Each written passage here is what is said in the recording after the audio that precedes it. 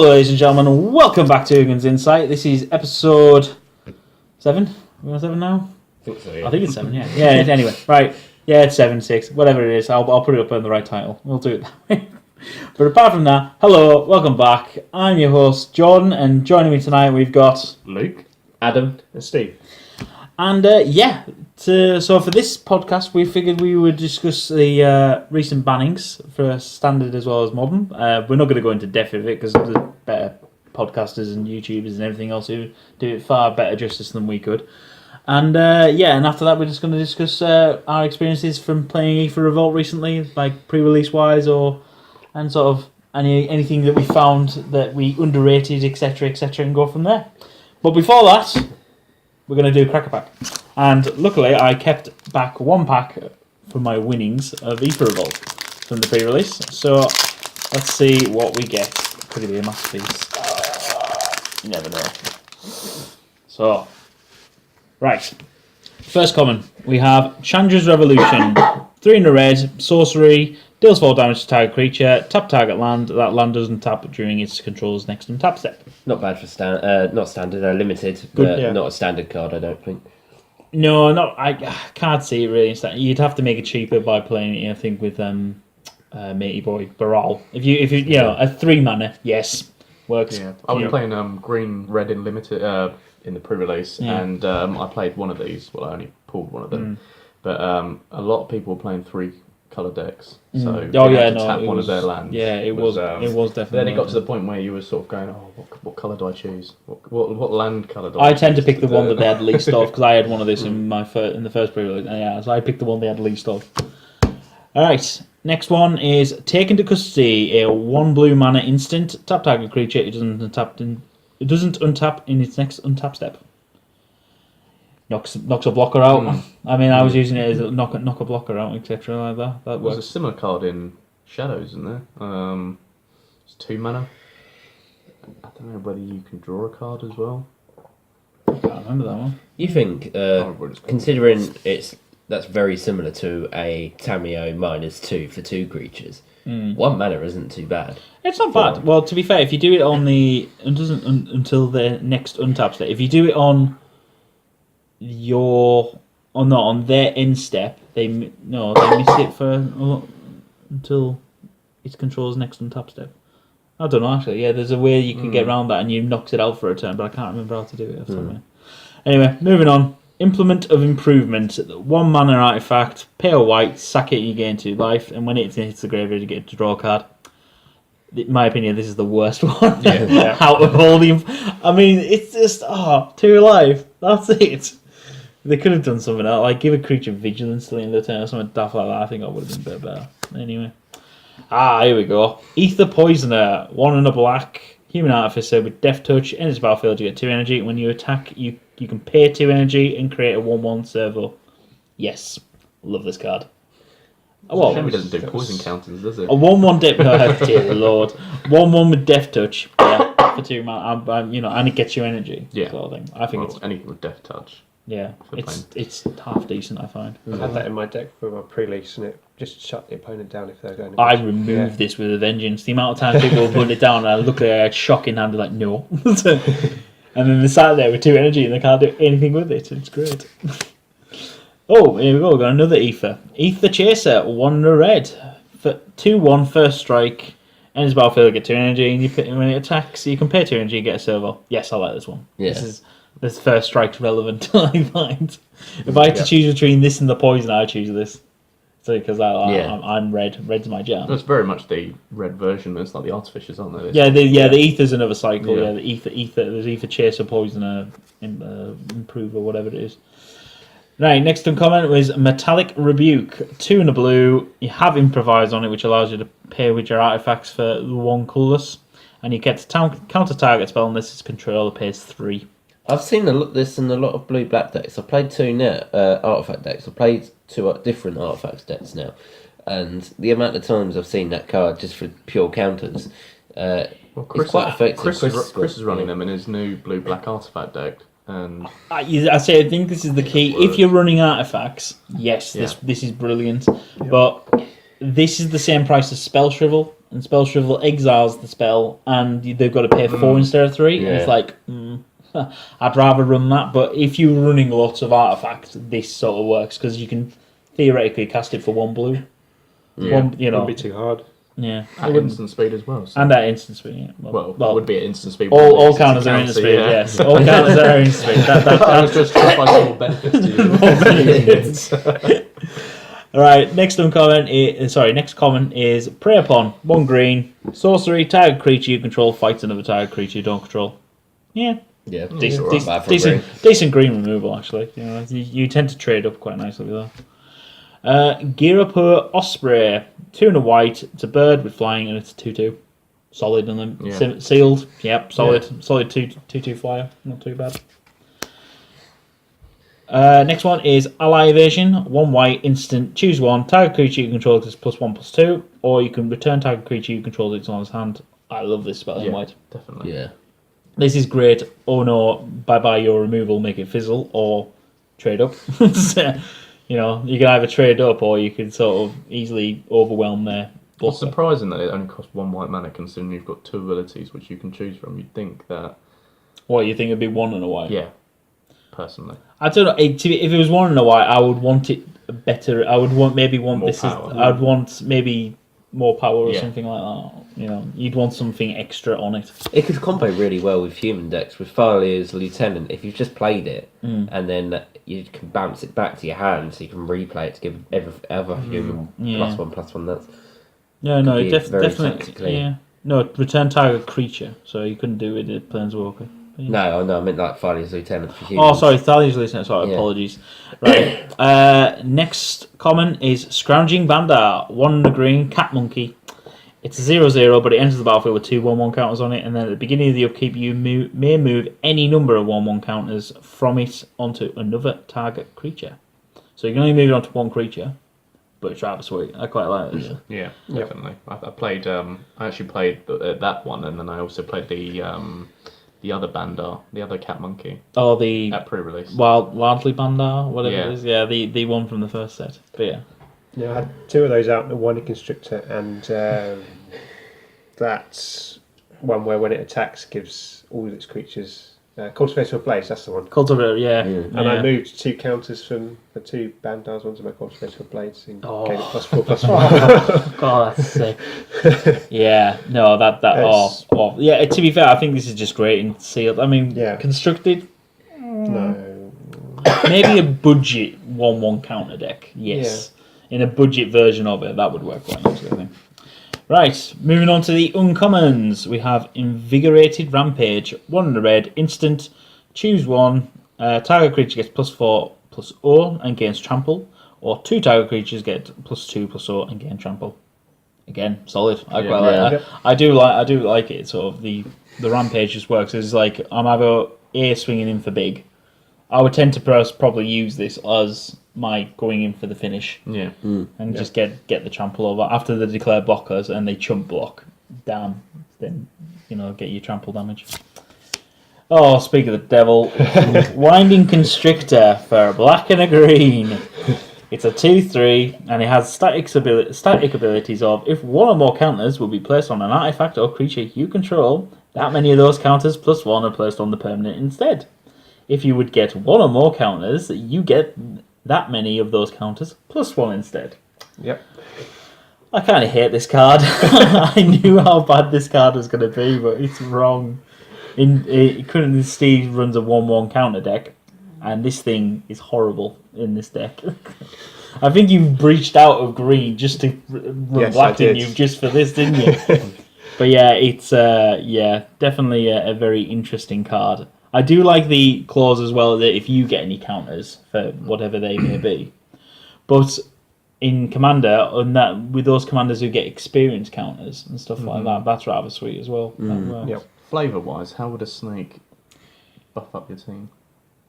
It's a good question. I mean, in terms of flavour, you don't get much information out of this. In fact, that's something I think we should send to the WotC. Send it to Maro. Maro, can you explain why a snake gives me 1/1 counters, please? Etc. I would love to see the answer you get back from that.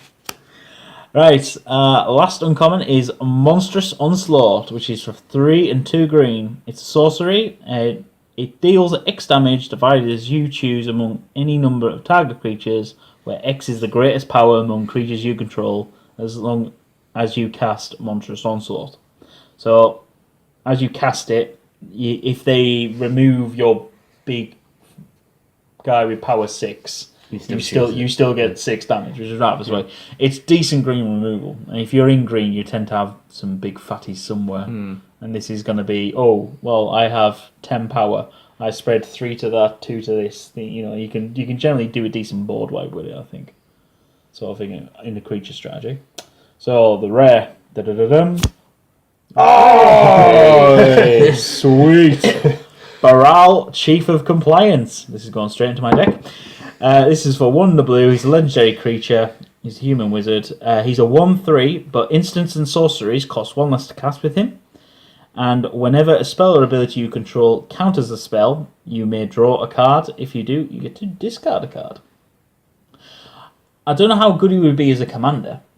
He's definitely one of the 99, I think. But as the commander in his own, but he at the moment, lots of people are screaming modern with him and stuff like that at the moment. But I'm screaming standard for my review deck that I'm building. But it's I quite like him. I think I wish he was 1/4 ideally, or a 0/4. That would be perfect. Just so he's out of Hannah's lightning range. But that's clutching at straws. That was never going to happen. And we do not have a foil, but my first pick would be Baral. Quite simply, I think I would easily go for that. Yeah, definitely. Yeah, how about I say if the Baral wasn't there. Constrictor. It's quite a good pack if you were drafting it. I mean, you've got the 2 Aether creatures, the Aether Chaser and the Poisoner. I wouldn't pick Constrictor because then it would restrict you to green black. I'd probably pick the Rampage, maybe. I would either go. For me, it'd either be the Rampage or maybe the Aether Chaser, possibly. I don't know about the Poison. I think I prefer the Chaser, but yeah, it's a bit interesting. Definitely an interesting pack. But yeah. So anyway, that's that done. We'll get on to the first topic, which is we're going to discuss the recent WotC bannings. Yippee! I'll be honest, when they announced that they were doing it, so from now on they're now doing WotC are now doing their bannings a week before the release of the new set, and then 5 weeks after the first Pro Tour of that set. Yeah. So they say it's to sort of bring things in moderation and various things like that. I think it's generally to stop. They're trying to fix attendance and F&M and all that, is what you can tell, sort of thing, because it is a bit harsh. Well, the pros are normally told a bit earlier, aren't they? Not really. Told. No, no one finds out until everyone finds out at the same time. But we'll get the modern ones out of the way because they're the boring ones. I'll tell you what though, when they announced they were doing a ban, I was unsleeving my Blood Moons out of my sideboard for my goblins. I was so sure that was going, but you're right to after Pro Tour. We'll see what happens there. I was absolutely I was worried. March the 13th's the next one. So all right, okay, so the first one that was banned in Modern was Gitaxian Probe, which is the blue Phyrexian mana, so either 2 life or pay a blue, and you get to look at your opponent's hand and draw a card. This was used everywhere, and I don't think I've ever seen a pro pay a blue mana to cast it. It's one of those cards that you can cut down your deck by 4 cards because you can pay it for free. Yeah. In Modern, and then especially when they're playing, it was big 4 Infect. So you could look at your opponent's turn, see whether you can go off. Yeah. What my question would be, because I know having 4 of these in these deck, and with all the other ones we're going to be talking about, is overpowered. Why go for a straight? Okay, something like Emrakul, which we'll talk about later. I understand straight up burying, but why not? Limit the amount of cards you could have in the deck. If you had one of these... Oh, so what, restrict it rather than ban it? Because there has been restricted cards before. If you had allowed one of them in the deck, okay... To be fair, the only restricted list there is for Vintage. And that's to bring in all the original Alpha and Busted cards that are busted. Yeah. And we all agree on that. So, I mean, Black Lotus, tap that 3 mana and play a 3-drop in first turn is rather sick. But the reasons why they're not, the reason why they don't do restricted in Modern is because even sometimes having one copy, it's like, for example, if you restricted Living End to one copy, well, all you do is pile your graveyard up as quick as you can and then cast Living End. Yeah. And then you'd win. But for something like this, one in the deck, A, you're not guaranteed it during the game. B, if you do get it, it might potentially be late game. You might not want to pay that too. Well, you're going to have to pay the 1 blue anyway. But I don't think it'll be as harmful just to have one in the deck. But I can see why they've straight up banned it because, looking at your opponent's hand for two life, just to have a quick look. And then replacing that missing card. Yeah. Like I said, you only have it effectively replaces itself. I mean, I can see why they banned it quite easily, sort of, because a lot of people did sort of agree with that one, that it is a bit busted. But yeah. How much was the card worth out of interest? It was about a $5-6 common. It's not too bad then. Yeah. No, it's not detrimental. Yeah. The next Modern banning was Golgari Grave Troll. Now it's rather funny that I think there was an interview a while ago that Mark Rosewater said that if he could change one thing in Magic since he's been doing it, what would he do? And he said, I wouldn't have put Dredge in Ravnica. Because Dredge is horrible to play against. It really is. It's so dominated in Modern. That's the problem. It is. And then, to be fair, I mean, this is Dredge. I mean, the creature itself, Dredge is 6. But what people were using it, if, for example, if the sideboard, the reasons why they sort of have banned this one was they're saying that it's Modern's become a battle of sideboards, and people are running that much graveyard here, and I kind of disagree. Modern's always going to be a battle of sideboards. My Goblin deck, as an example, does one thing. My sideboard has a variety of things to do with a variety of decks, and it always will be that way. So I think most of the time when you look at a Modern sideboard, like a deck tech, they'd always have like one of this, one of that, two of that. You'll barely ever see them play 4 of a card because of the amount of change. That's the problem. Yeah, it's one of those things. I mean, to be fair, this hasn't really actually hurt Dredge that much either, because a lot of people have just haven't they? They've just subbed out the Grave Troll for having the Golgari Grave Thug instead, which is a 1 and a black, and it dredges 4, if I remember right off the top of my head. Yeah, 4 and a green. No.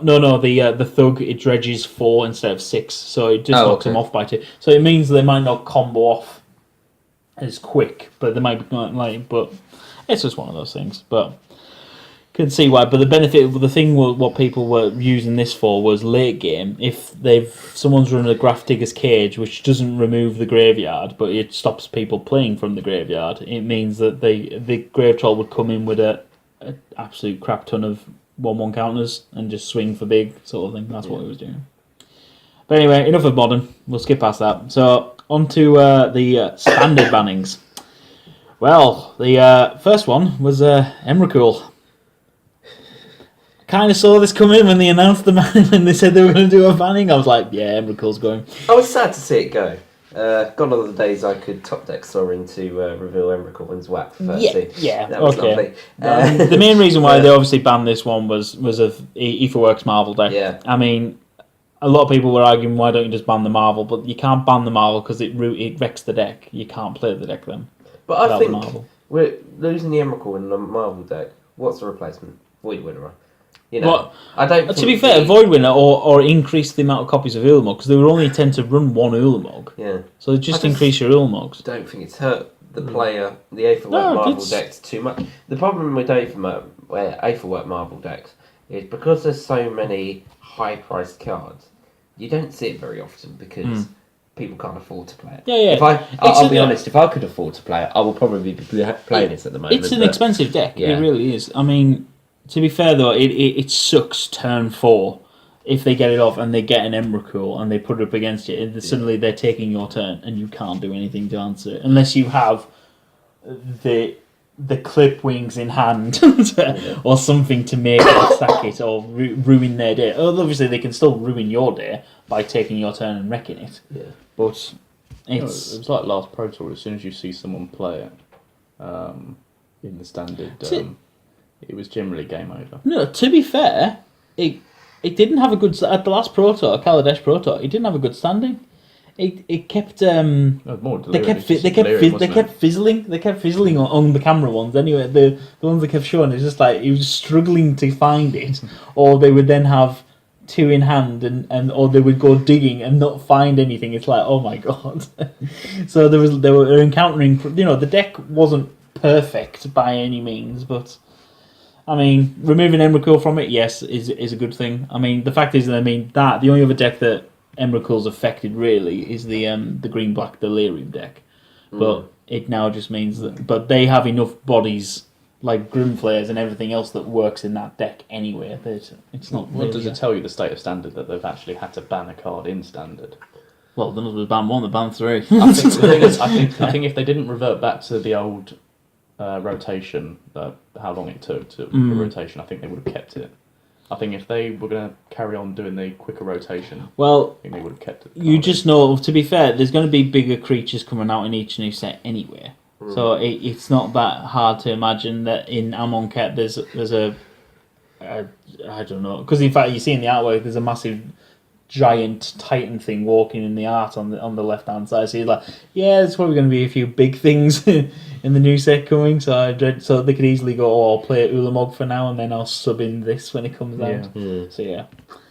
So next standard banning was the Smuggler's Copter, which is interesting. I was a bit. I thought it was a bit interesting. The only issue I had, I don't mind Smuggler's Copter because it's a very efficient card. It is. It's 2 mana. You play a turn 2, you play something turn 3, you crew it. It does the job. The problem I have is they've just now released Aether Revolt, and they've released the Aethersphere Harvester, which is a 3/5. So it blocks Smuggler's Copter all day. It crew 1, which is again, it can be crewed by anything all day. Oh no, but not only that, it comes in with 2 energy, and you can pay an energy to give it lifelink until the end of turn. So even if they swung at you turn 3, and you've played this, then you've got a blocker, you get your life, you effectively net life. So, but that's that's A, you're relying on if you play creatures. B, you're also relying on if you're playing that particular vehicle in your deck, and if you're trying to you're forcing yourself just for one card. I'm sure there's the amount of fragmatizers that are probably in people's sideboards generally just for this one card. Well, to be fair, I was running Appetite for the Unnatural. I was destroying that thing before it even got off the blocks, and then I would make them crew it first. Oh yeah, I wasn't stupid. He's like, no, yeah, fine, crew it. Bye, it's gone. I get 3 life. Thank you very much. But yeah, that was my sideboard tech against it. But yeah, no, it's just one of those things. I mean, the reason why they were saying is there wasn't enough diversity in the format because it was going into every deck. Yeah, I agree with this banning personally. I think it needs to. I think it's purely for the you may draw a card if you do discard a card. Basically, filtering out the hand, choosing what you want. Like John said, there was cards like this Hark Kiran, and then there's the Aethersphere Harvester. Yeah, it's just there's now the problem is now the Aether Revolt. There's lots of things that now. Well, you could tell that they've sort of came out to block this because this was such a good aggro threat, and now you had like Heart of Kiran that is a 4/4. Obviously, you had crew 3 was it? Heart of Kiran, but yeah. But or you could pay one loyalty off your Planeswalker. But yeah, I mean, anyway, that it's one thing I don't agree with. But yeah, but the next banning, really, they banned Reflector Mage. I mean, I was in shock when I read that. I thought the page had loaded wrong for the start off. They kept checking every 10 minutes just to make sure it was correct. I mean, this to me, the one thing I think that this screams to me is that what's happened is they've gone, oh crap, there's something coming out in the next block we don't need them to interact with because there's an interaction somehow. There will be something, it seems the way to me, because they were saying, oh no, it's a card that's not treated well and all this, it's never been liked, and it's like, well, no, it kind of sucks to have something bounce back to your hand and you've got another one in hand already and you can't play them, It is horrible. The excuse they've got on here is the data showed that the white-blue flash deck was too powerful against the field, and Reflector Mage has been on players' lists of most disliked cards since the days of Collected Company. Other cards were discussed to check white-blue flash, but Reflector Mage came up the time and time again as both frustrating and targeted way to diminish the white-blue flash deck. I say get rid of Spellquiller instead. No, you see, this is the argument I came up with. I'm like, hang on. So you're telling me that if you ask a survey of 1,000 Magic players of which one they dislike more, Reflector Mage or Spellquiller, I can guarantee I know the answer. Spellquiller. Yeah. The amount of times I've been annoyed. I mean, the worst bit as well is that in the blue-white flash is that if they have Selfless Spirits and you can't get rid of the Spellquiller to get your spell back. That's the one thing that does drive me up the wall. But they can't really ban Spellquiller because it is slightly interactive. It's funny how they mention now about blue-white was so dominant. But think about the other decks that are dominant. I mean, you've got green-black Delirium. I think green-black Delirium was more dominant. And red-white vehicles, or whatever you want to call it, sort of thing, they were also fairly sizable in sort of those regards. I think Reflector Mage should have been banned. This is going back to way when I just started Magic. When they had this whole Eldrazi Reflector Mage combo, the Eldrazi Displacer, and just bouncing everything up. Yeah, you say. Well, to be fair, in the article they do go on about, we do realise that we maybe should have stepped in about Collected Company. No, of course. What you think? The amount of times where we were down at F&M and they'd have 4 mana open and one of them was green. You're like, so he's got Collected Company in hand then. It's like, you just knew he had Collected Company, so you knew you would go for the swing. Declare attacks, and they go, Collected Company? Why didn't they ban Collected Company in Standard? Well, this is what they said. They said that they should have stepped in and banned Collected Company, which I kind of agree with. They should have done it. Sort of thing. That way I could have picked up a play set for myself and had it on hand for Modern. Yeah, still played it Modern. I think it's about, what was it, like $20? Oh yeah, no, it's a good card, yeah. But yeah, so in terms, do we agree with the bans? I mean, I agree with some of them. The Reflective Mage, I still am like, really? The blue-white flash deck, you couldn't get rid of the Spellquiller for me, I would happily have the thing come back to my hand that I can't play for a turn. It was a shame about Smuggler's Copter though, because I had a play set. One of them being a foil stamp promo, and they've more than split their. It's still legal in Modern. It's fine. Don't worry about it. Is it being played at the moment in Modern? I think maybe it is. It is and it isn't. It's one of those things. It appears in some decks because it's. The problem is that it can't attack turn 2. A lot of. But the fact is that it can't be targeted as well. Well, it can now with Fatal Push, but Fatal Push. Yeah. Once it's crewed and it's a creature, you can target it with Fatal Push. They'll probably ban Fatal Push. And people just start blowing their minds. As good in Standard as it is in Modern. Yeah. Fatal Push is insane in Modern. It really is. It's not that amazing in Standard. I think it was overhyped. I think there's better removal deck and stuff. It's a $5 uncommon though. I mean, when was the last time we saw a $5 uncommon in Standard? I can't in Standard. Well, to be fair, that it does. Fatal Push works its way. I think down to Legacy as well. It does affect quite a few Legacy decks, but yeah. It's all a bit up in the air, but yeah.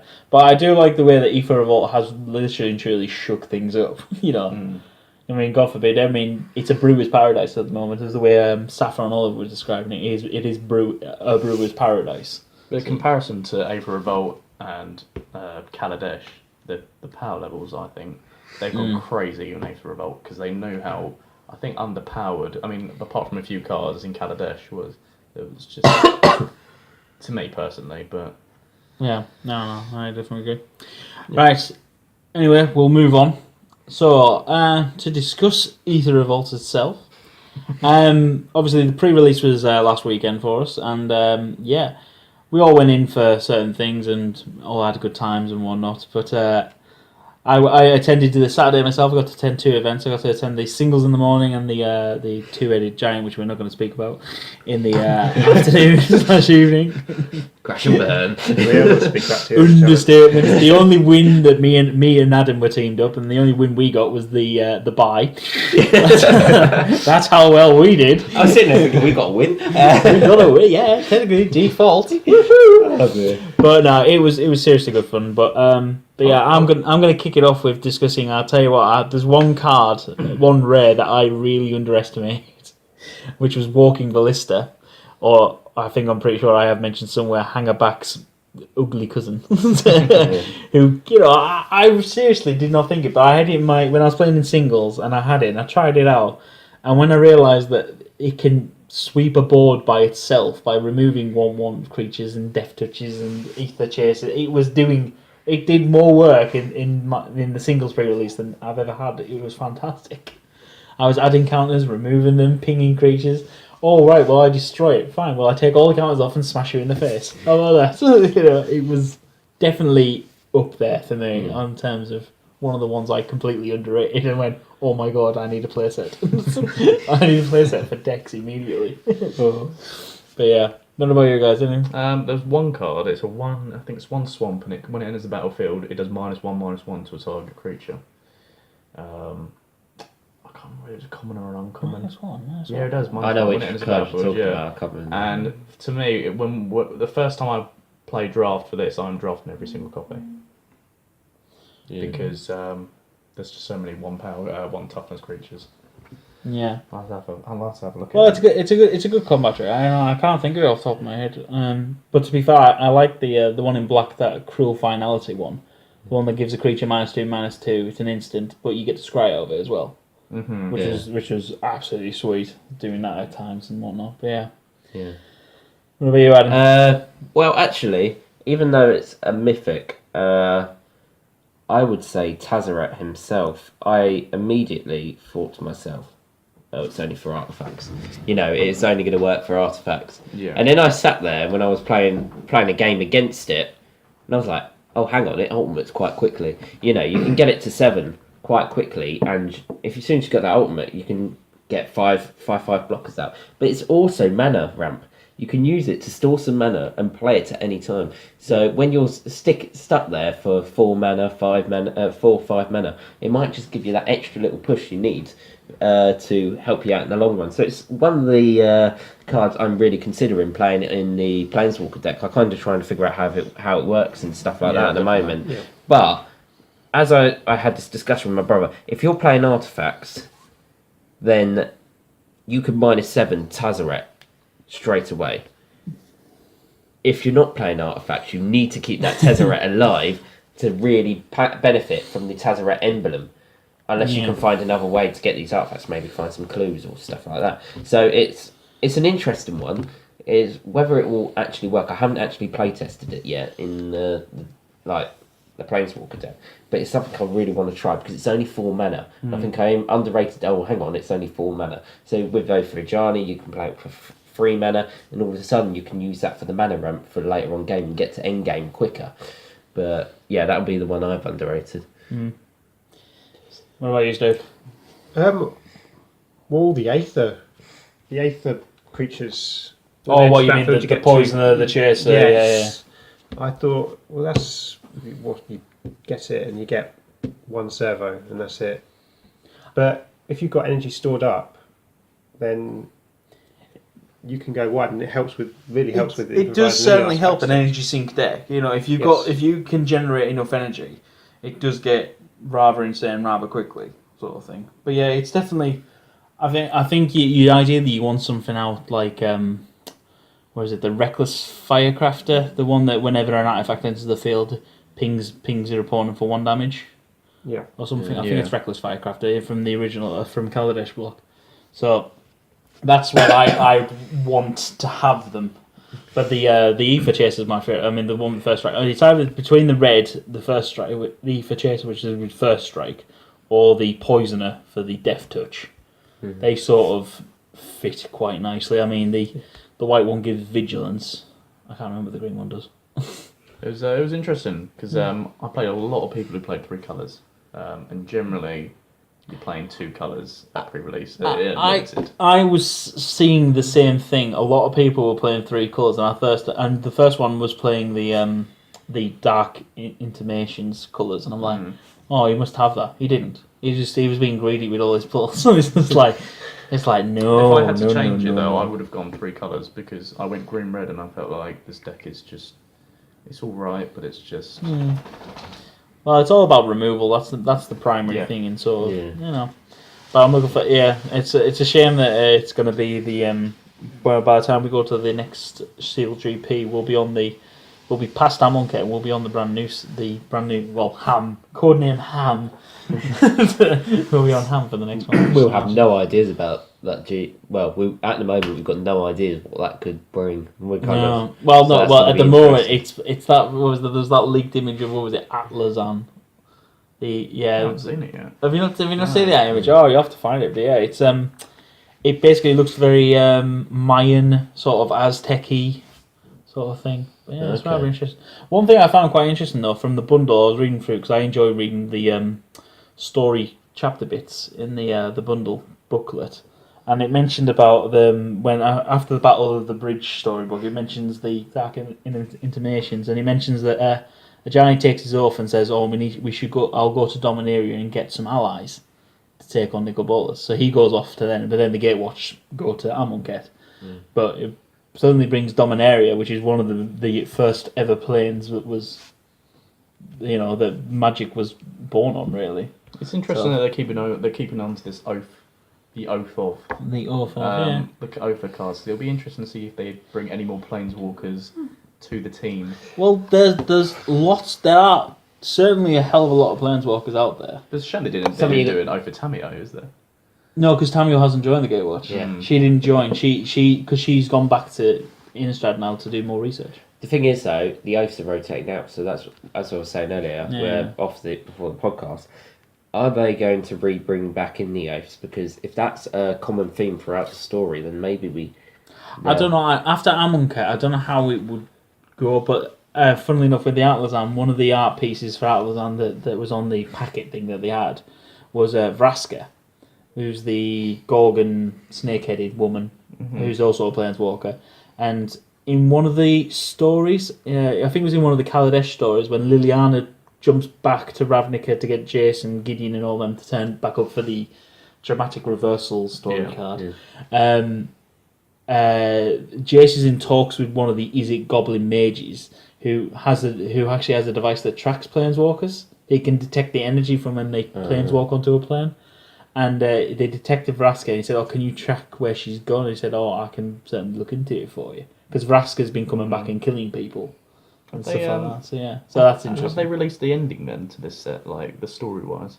It's in the bundle book. Yeah, it mentions what happens. There's a battle at the bridge, which is when Tezzeret and Liliana fight, and she finds out the general plans because Tezzeret's the stereotypical Bond villain of I'm going to explain all my plans, and then Gideon's jumped into the Hope of Girapur because the Dovin Ban destroyed the innards of it and destroyed the electrical disruptor thingy. And yeah, that's right. And so him and Chandra are in the thing flying towards the planar bridge to cause massive explosion. But yeah, and then Tezzeret planes walks away to Nicobolus, sort of thing, to Amonkhet. But yeah, it's rather. It was good there was no Eldrazi, I think, in this set.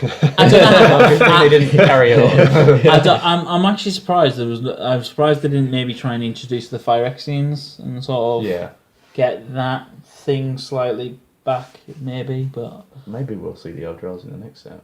No, not in Amonkhet. This was a break. Not for a while. I don't. I think it'll be quite some time before they come back around on the Eldrazi sort of thing. But the Amonkhet one is obviously. I mean, it's Egyptian. The one thing I'm pitching for that I would love to see is that the masterpiece series for Amonkhet block would be creatures. Because in fact, I was actually talking to someone through Twitter about it.